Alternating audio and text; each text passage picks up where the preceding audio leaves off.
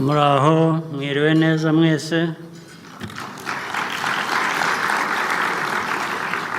I don't think that needs any translation, but in any case,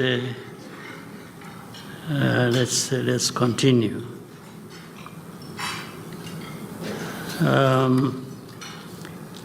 Excellencies, ambassadors, high commissioners,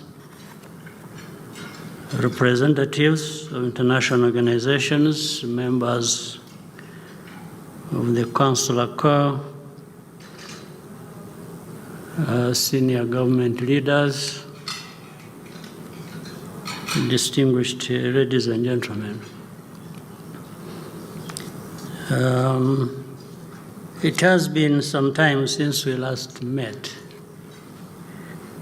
and it is a pleasure to connect today. We are delighted that Rwanda's diplomatic community, as well as our own presence abroad, has grown. This reflects Rwanda's vision and intention to open our doors to the world for collaboration, innovation, and mutual growth. The year 2024 was meaningful for Rwandans. We marked the dual anniversaries of Kwibuka 30 and Kwibohora 30, followed by national elections. So it was a very busy year for us, but productive as well. Over the last 3 decades, you have been with us every step of the way. And we see you as stakeholders, as partners in our transformation journey. This is why moments like this, when we get to interact, are valuable, and we want to always express our gratitude, first and foremost, to you all. For we have benefited from this collaboration, which has also brought a lot of support to us, to Rwanda, for us to be able to continue making progress on this transformation journey we have undertaken in the last 30 years. For the North, we have had very good collaboration, support, and good results originating from that. From the South, we have had extremely beneficial, helpful relationship with our brothers and sisters on our continent. It has been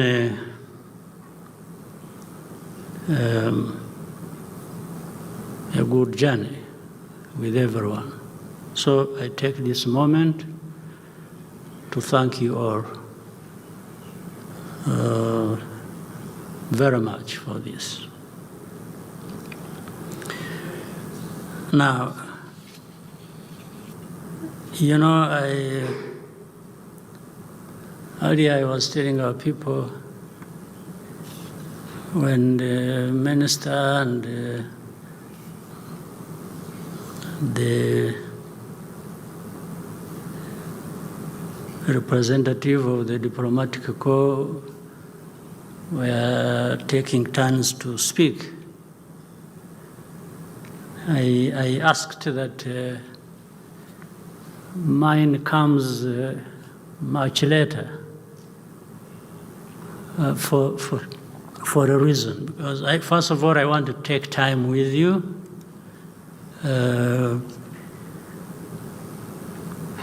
telling you, expressing to you my feelings, my understanding of many things.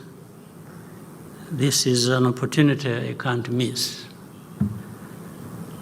Even added that I wanted it to come later when everybody has had something to eat, just in case some of the things I would be saying may not go well with your appetite.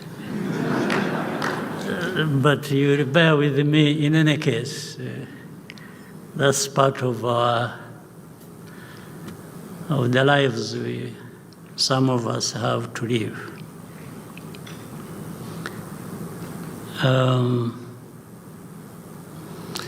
Let me update you on some of the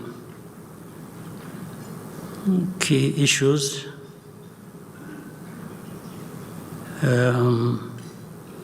Regarding peace and security and politics and governance and in our region.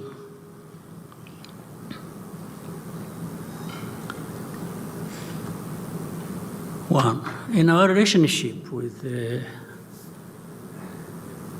each other and the globe as it is divided and so on and so forth. You see, there are people who, and maybe rightly so, it should really be fine. People who talk about, a lot about values and interests, and so that those must be fulfilled. I actually agree. We should all have certain values that guide us through whatever we do and over many years. But when you say that, what do you really mean? Do you mean values and interests for some and not for others? Or you mean values and interests that should apply to all of us, irrespective of where we come from? Now, if you have taken a responsibility, a global responsibility to say there are certain values you are going to insist on, you are going to push for as hard as you can, and these ones should also come along with the interests as we know them. Still, that's fine. But it also gives you a responsibility to really walk the talk, or to mean what you are saying. If you're talking about values, then I'm sure you mean that, and the first person to respect those values are those who emphasize them.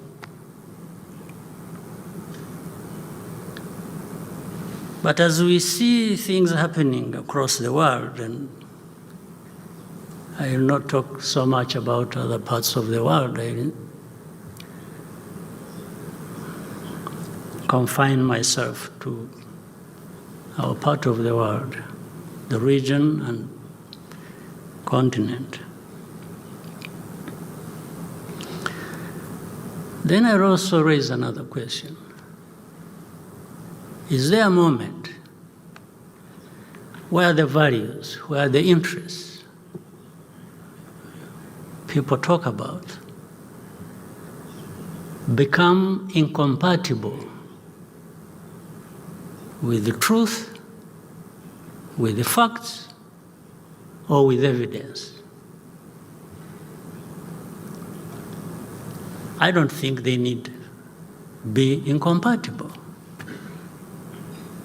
It's actually possible to drive hard for values that you believe in, even mind so much your interests, but at the same time, those could very easily be served by truth, evidence, facts, as you interact with other people and other parts of the world.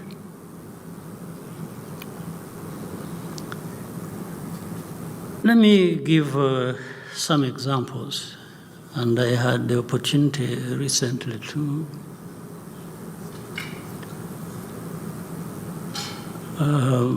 address journalists, and they are bringing up questions that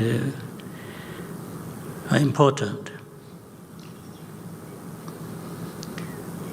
On my mind, there is this problem we have in our region. There are many problems across the continent, but let me talk about our region.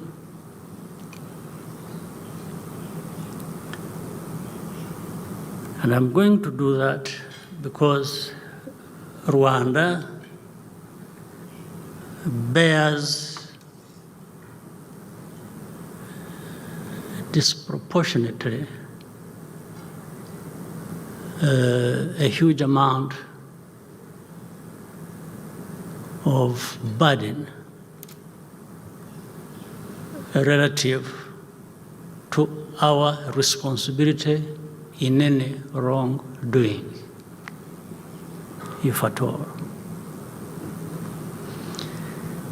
And again, it plays out like that,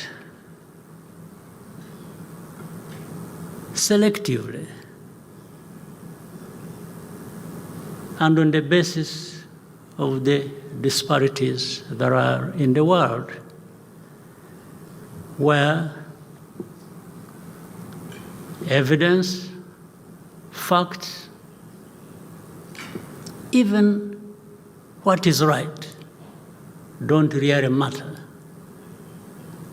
What matters is what somebody must say, irrespective of whether what they are saying takes into consideration facts, evidence, or truth. You know, the problem we have in our region, in Eastern Congo, that has brought in so many countries to be part of it from our continent, but there have been even more countries from outside of our continent involved in one way or another, and unfortunately, many times the wrong way. And this wrong way, we are told, must be the one to prevail.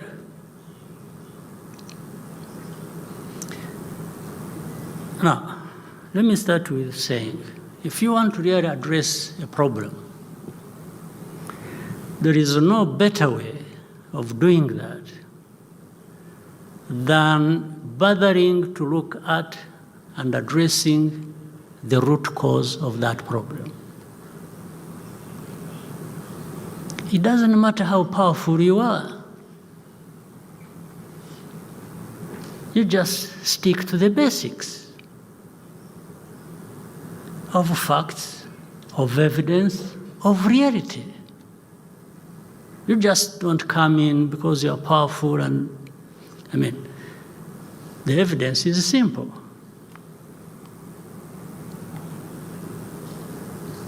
We have had the UN, the peacekeepers under the UN in that country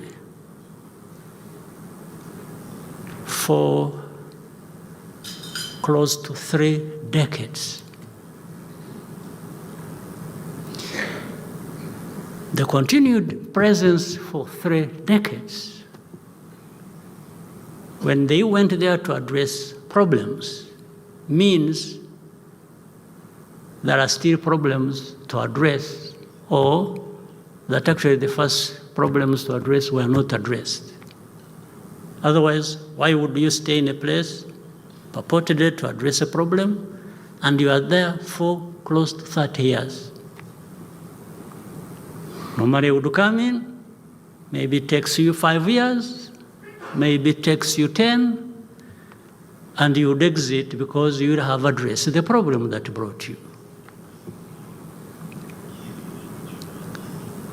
So what are the returns for that investment? Of such a big force,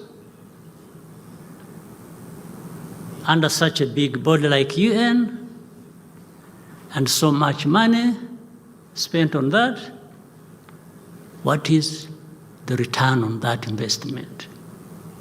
Other than continuing to have problems getting worse.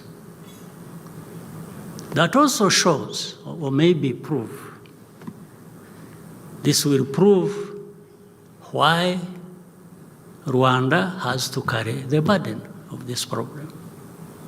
It is a way of escaping responsibility. That's the shortest, easiest answer when people ask, why have you been there for this time and you still want to be there? It means you didn't address the problem.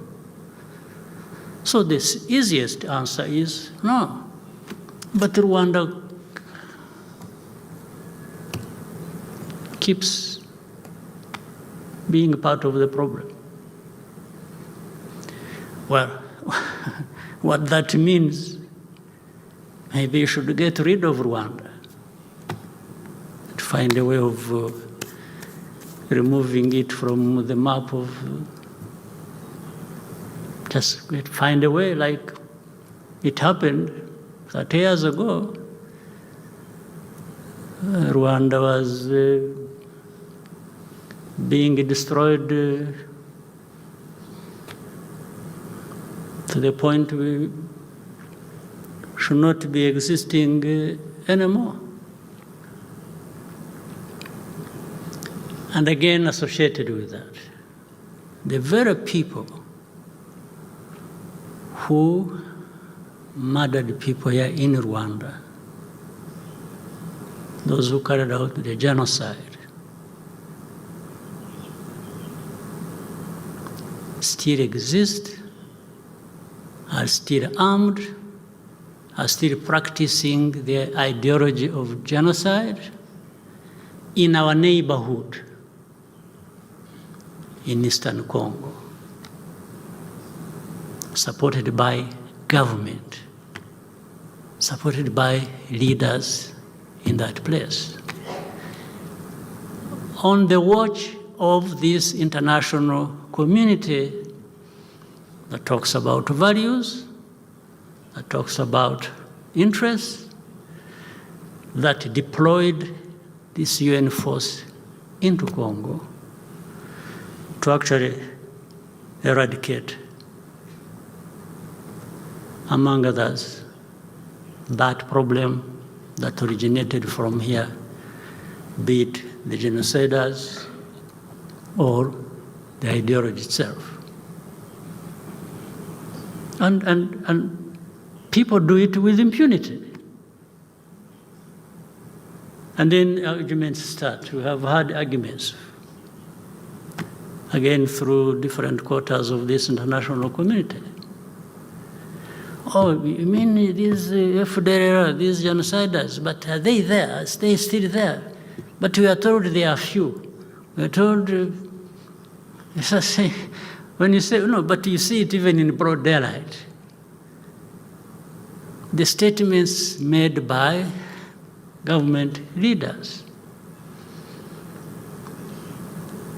And you are wondering whether they still exist, whether they are there, or what they are doing, or you pretend for 30 years, you can pretend. Now the problem becomes, Rwanda is in Congo, you have forces in Congo, you are occupying Congo, you are doing what? In this day and age, and even with Rwanda, its capacity, are we people who can actually do that? That limited capacity of ours, but even why? Why do you? What came first? Is it this problem that we have to deal with? Threats, daily threats, regular threats against our country and relating to our history? Or because of that, or in addition to that, we now want to become people who can go and occupy places? Really, do people, can they convince anybody that they even believe it, or they are using it simply as an excuse? Even if you believe it, why don't you find a way of denying Rwanda this excuse and remove these people from there? Because that is even in the mission that took there the UN peacekeepers. What happened? So then,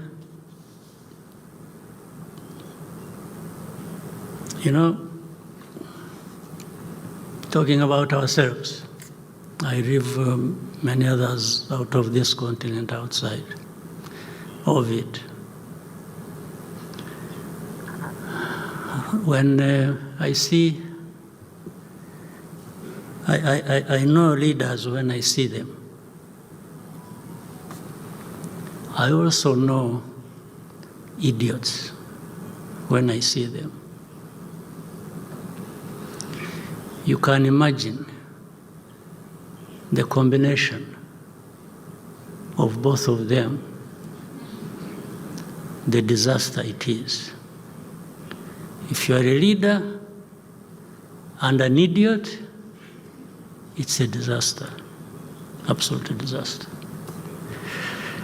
It is even worse, even more dangerous, if the very people who hold the power in their hands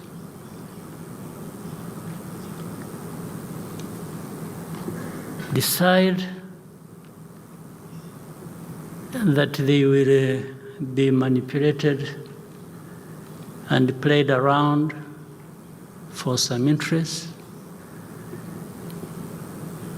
by idiots.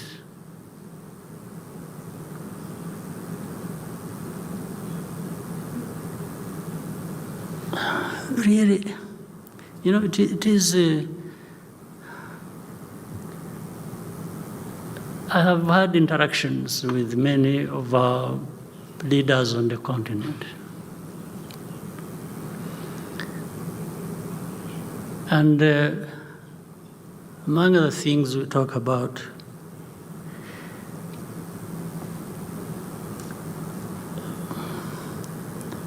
is if we don't take ourselves and what we do seriously,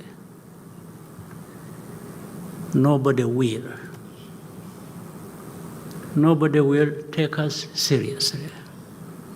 And we will always remain just neither here nor there, and people doing with us whatever they want without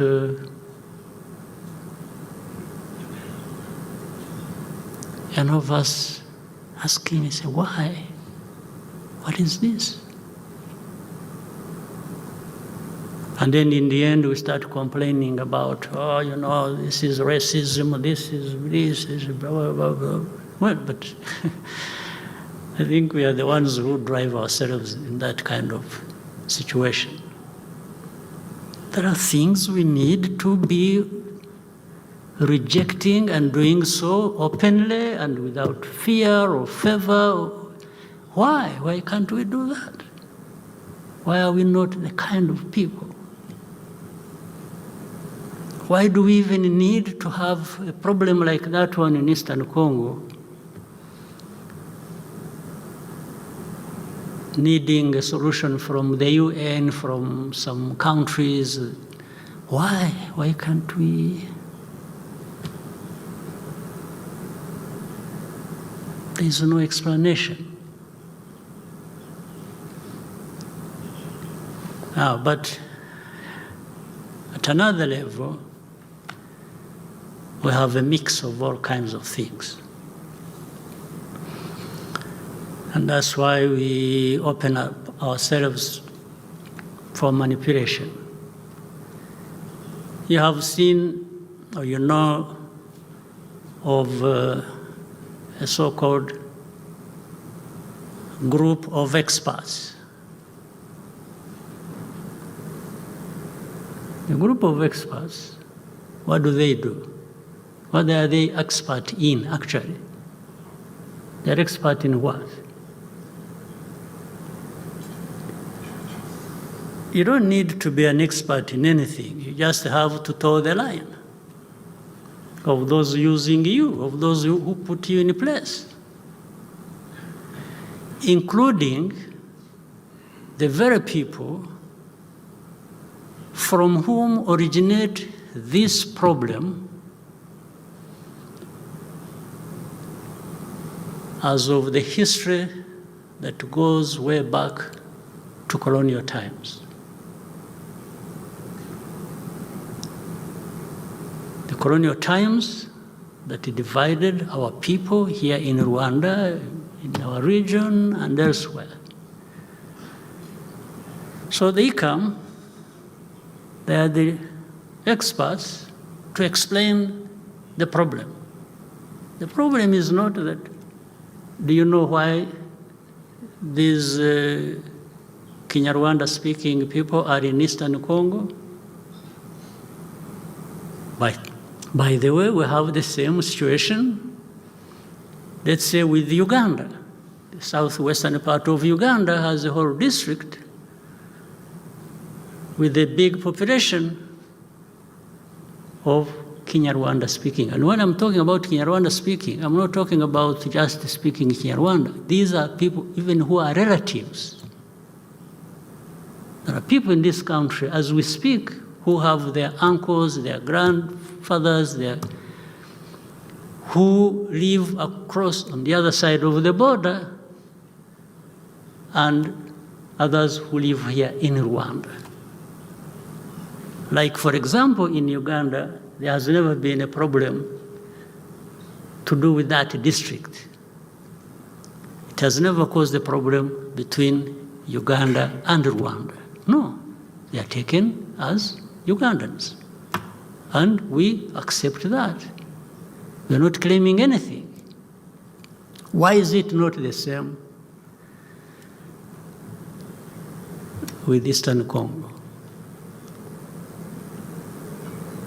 There are simply Congolese who hail from Rwanda as of history, or whatever other ways They happen to have gone there. It's a fact. So, but if you are going to have an expert who is associated in a wrong way with this history, to come and say the problem is something else, not what it is exactly, don't you have a problem? So are you going to be able to address the root cause of this problem when your first thing is to distort the facts and evidence?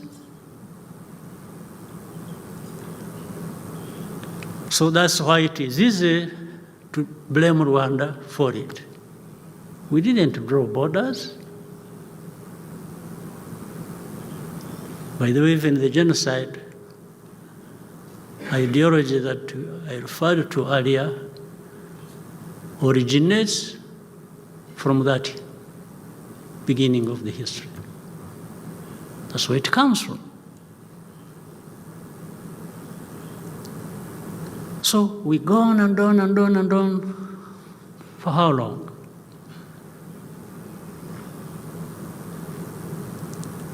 So if you think Rwanda is in Eastern Congo causing problems, would you mind bothering to understand why would Rwanda be in Eastern Congo fighting there? Why? You need to answer that.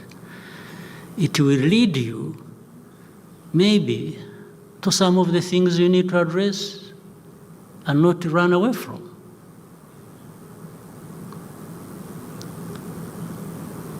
But to simply keep making statements, threatening, doing all kinds of things, let me tell you, we have been there. We have paid our highest price ever in our lives, this genocide. I don't think we can be made to suffer in all kinds of ways. We can do, but we will never, never, never go back to paying that similar price we paid 30 years ago. It doesn't matter how powerful anybody is.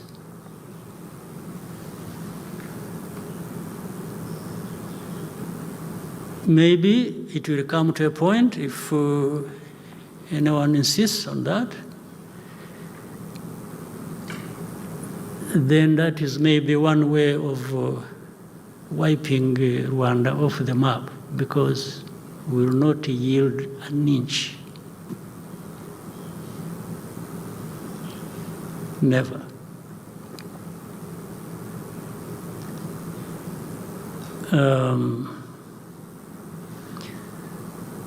But we can work together to look at the causes, if we are ready to listen to each other, and address that problem the right way. But if there's somebody who is saying, no, me, I don't want to address it that way, I want to address it my way, and says, you see, if you don't allow me to address it my way, I will deny you this, I will deny you that, and I will take it to China, I will take it to Russia, I will take it. And no. But Rwanda is something we can do away with, don't worry. That is called babysitting leaders, and not pushing them to take their responsibility, but it won't work. One way or the other, it will not take us, Rwanda, back where we started from 30 years ago. No way. I know, of course, there are even some who, after 30 years, are still questioning, but what happened? Who killed who? Who, you know? the sort of pretense that exists is just what gives us that justified anger and above all the energy to fight back sufficiently. Now, again to the values. You know,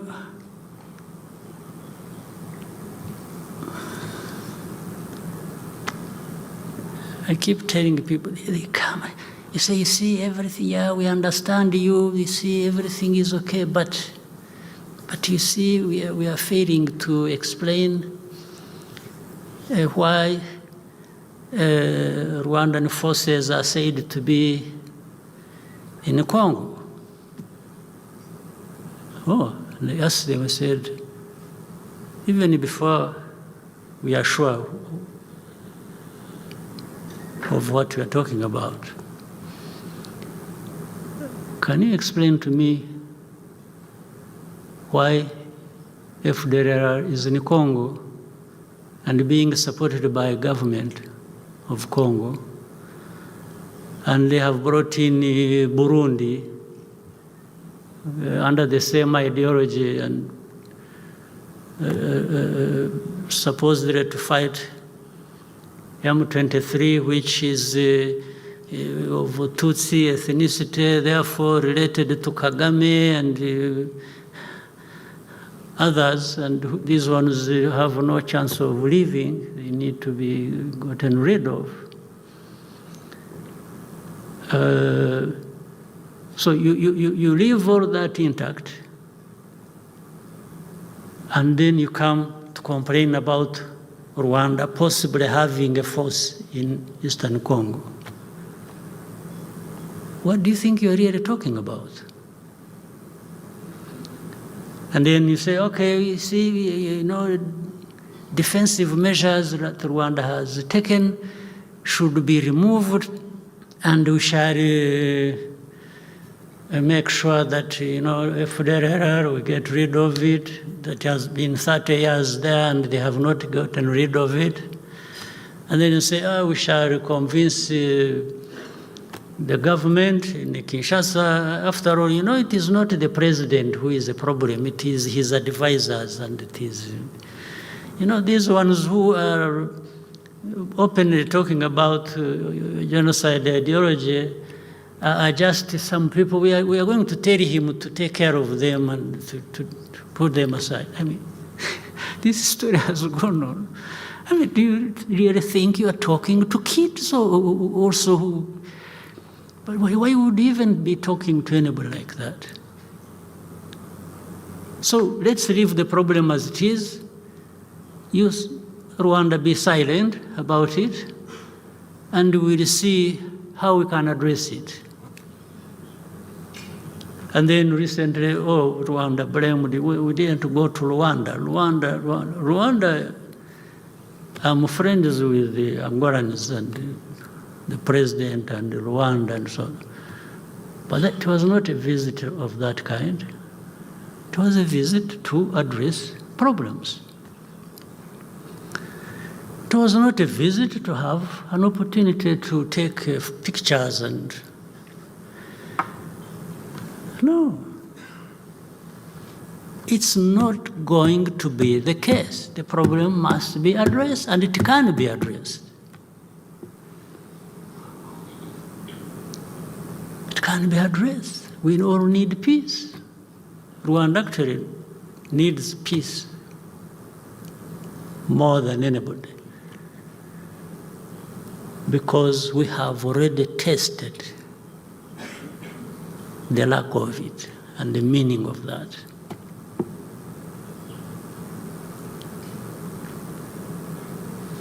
And then to see the double standards and the hypocrisy that add up to really nothing. You know, we talked earlier about elections we had here and so on and so forth. And so people tell us they want democracy everywhere. I encourage elections. The person who is causing problems in this situation I'm talking about between Rwanda and DRC has never, twice, been elected. And you know it. You know it. But this is why I was saying it doesn't matter evidence, it doesn't matter facts, it doesn't matter the claim. It's just what you think applies to you for that moment, for your benefit. The rest doesn't matter. This man, Tshisekedi, was never elected first.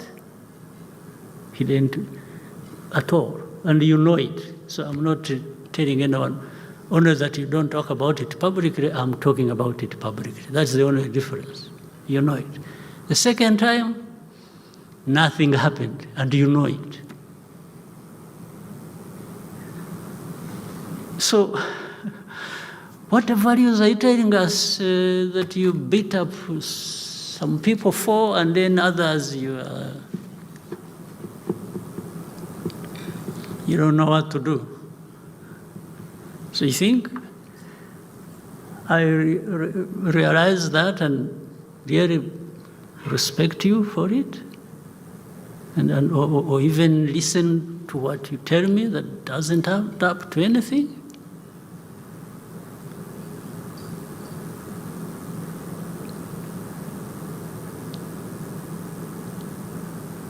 So, I know I'm talking to innocent people here, all of us, because some of you even representing the countries that cause us so much trouble. I'm sure I don't want to claim too much, but I think you understand, and maybe you report rightly what needs to be reported. But in the capitals, there are people who, no, we want this to happen like this, and it doesn't matter what you tell them. But while that can happen, it affects you the least. It affects me the most. I can't afford to behave the way you want me to behave in dealing with this problem. I can't. It's life and death to me and my people. For you, it's just something you talk about, or you can call and give instructions while you are playing football, or you are playing tennis, or doing golf. It is as simple as that for you. But for me, just a blink at the wrong time is life and death for me. So I'm just saying, please also understand us and understand the people you are dealing with. We are not this.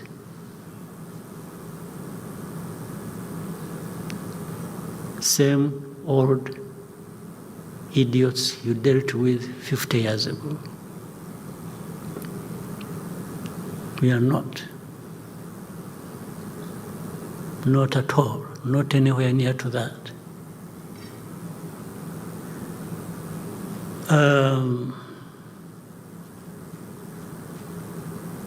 So if you espouse these values, the values that are so much talked about, I want again to say there is no incompatibility in espousing these values that you talk about, and I agree with.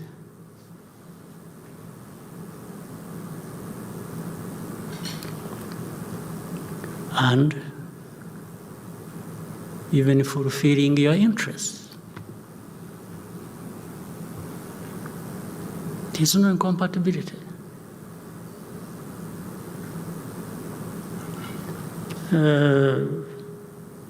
So, abiding by these values also must cost you something.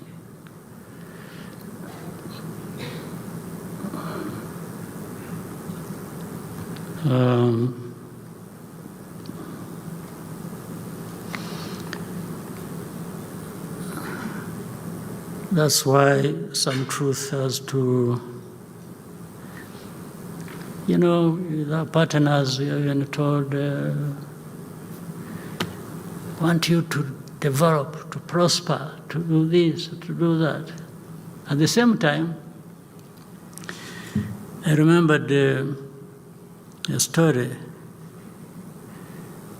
There's something called AGOA, African Growth Opportunity Act. We were part of. It's a wonderful thing, really well thought out. But little did we know it was to serve some of us more than others.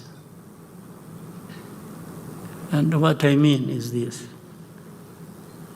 Rwanda, we made a mistake, a happy mistake. We made a mistake of saying, you know what, we have found some way of growing our textile industry because there was an effort, it is continuing, and please, we want to reduce on and even get rid of, in the region they call it chagua. Chagua, these are second-hand clothes. We would be shipping into Rwanda tons and tons of this. And he said, we can't grow our industry when we are giving preference to this. The next day, but we did it believing that actually this provision for AGOA was to help us make progress. And then he said, what was unfortunate, we agreed with some countries in the region to do that. And then before we realized, all the countries who had been discussing this matter and agreeing to the approach had been persuaded into reversing their decision, and they didn't tell us. So the next day, we were being struck off the list of those countries who benefited from AGOA, just because Rwanda's stubbornness. How dare you refuse Chagua? How did you refuse Chagua to enter your country? And we explained, we begged, we said, sir, we thought, so that's how so really, what is this that we are talking about? From that time, it's several years ago to this day, but those with the oil, with abundance of minerals and so on, and who are not stubborn, those are the ones who continue to benefit. So I pointed out all of those things. You just get a feel of what is it that is happening that we should, what is it that is right, what is it that is wrong for one to do and to make progress. You can't be sure. And meaning you can't be yourself, you can't decide for yourself, you have to wait until somebody says, I want you to do this, you should be doing this, including telling you that you should be making yourself open to some vulnerabilities, like you should keep quiet, you should do nothing about dealing with the insecurity around your borders. Well, but insecurity around my borders affects me. It doesn't affect you, it affects me. You're not even ready to help me to actually be able to deal with my situation. Now they start, oh, no, you see, Rwanda, they started striking us off some lists of beneficiaries for that. They even say we have, but when they found out it was not the case, when they said, you know, something to do with the child soldiers. You know, I convened a meeting and I called the commander and said, do we have children in our army? He said, I've never known this. He said, no, sir, there is no truth in that. But what you are being accused of is that the country is being associated with child soldiers, an entity that has child soldiers in another country. I said, oh, at least on that one, even if it is wrong thing by somebody against me, and there's nothing I can do about it, I just relax and keep quiet. So we kept quiet. There are things we can't, we have nothing to do about, and we can't do anything. So we just become humble and wait it out. Then we have operations in Mozambique, in Central African Republic. And by the way, for Central African Republic, were asked by the country to go and help. And you were also asked by the countries, developed countries, actually that we should help. And we agreed. When we agreed and went there, the country that asked us to help and even airlifted us to that place, we never heard from them a few months after. And then we were asked to do the same in Mozambique. We went there. Before we realized, when we were taking Mozambique and the partners and say, you know what, we are able to do what we can do, but we can't do everything. At least with Rwanda, limited resources in all ways, we can't afford to finance our operations there. It either has to be the country where we are running the operations or partners who want peace there and who have made investments there, by the way, after all. And we were left on our own. And when it came to some help that came from European Union, it came grudgingly. And you ask, they say, why are you grudgingly assisting us? They say, yeah, you see, some people are saying you are in the Congo. You say, no, yeah, but let's put that aside. Here we are in Mozambique. You're talking about Mozambique. So are you going to punish Mozambique for our crimes, for our offenses, for doing what you don't like in DRC? It is a bizarre situation. why don't you take care of Mozambique and help them? And for us, we are helping Mozambique. If you are helping us to help Mozambique, you are still helping Mozambique. It has nothing to do with Congo.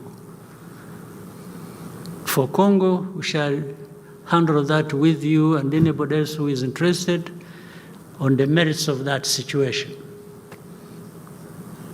But the mix-up is so confusing that, so in short and in summary, and I should end here in a moment. The relationship across comes out as, I think somebody needs to give a direction. You can't have things going in all directions when you really want certain, if you want peace, there is a way to get peace. And that is addressing the root causes and doing things the right way. If you want development, you need peace. And then you empower and allow people who need development to move in the direction you can discuss and agree, but allow them to drive that. If you are talking about interests, I have said values, the right thing, whatever it is, the truth, the evidence is not incompatible with interests. But if you drive it in the direction that is messy already and think that is the right way, I think we end up with nothing. So, dear friends, that's why I said I wanted us to take our lunch first, and so that you can bear with me on all this. I'm sure maybe you don't need it as a dessert either, but again, I want to thank you, those partners of ours who are here in the room, with whom we have done many interesting things together, and some of which have tremendously benefited our country. And we want that to continue. We will do our best wherever we can, but we will also not agree with everything. And it's normal, and actually you tell us it is normal. Some of you tell us it is normal to disagree. So I think we might disagree, but we can also always find ways to resolve matters where we don't agree. That would be everybody's wish. And again, I thank those partners who helped us during the Marburg virus disease that we have overcome. I very much appreciate the help that came our way, and working together, and